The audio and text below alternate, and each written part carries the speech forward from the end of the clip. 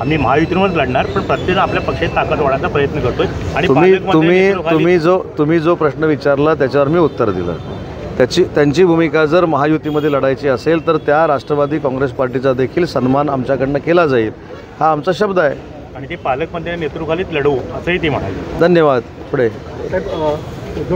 पंचायत समिती काय जिल्हा परिषद देखील तुम्ही सहज निवडून आणू शकता, पण ह्या भ्रमात कोण राहत असेल तर तसं राहू नका मंगेशराव, नाहीतर ही गर्दी बघाल आणि मग आमच्या फॉर्मला पण अशीच गर्दी होती आणि मग आमचे सगळेच आम्ही राहिलो निवांत।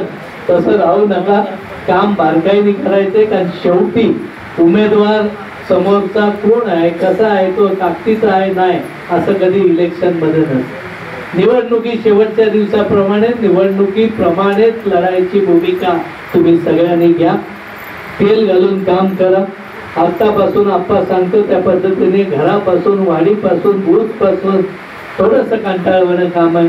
थोडंसं जरा ते 10 वेळा सांगितलं की त्याच्याकडे हळूहळू यायचे बंद होऊ नका। त्या पद्धतीने आपण चांगल्या पद्धतीने त्या पद्धतीची बांधणी करू। महायुतीची भूमिका तुमची, आमची, इथं बसलेल्या प्रत्येकाची आहे।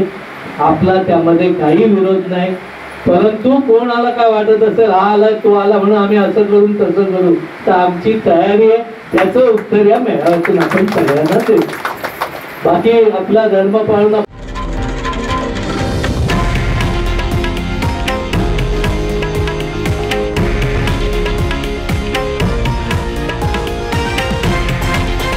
हे आहे देशातील नंबर 1 न्यूज नेटवर्क आणि आपण पाहत आहात TV9 मराठी, एकमेव।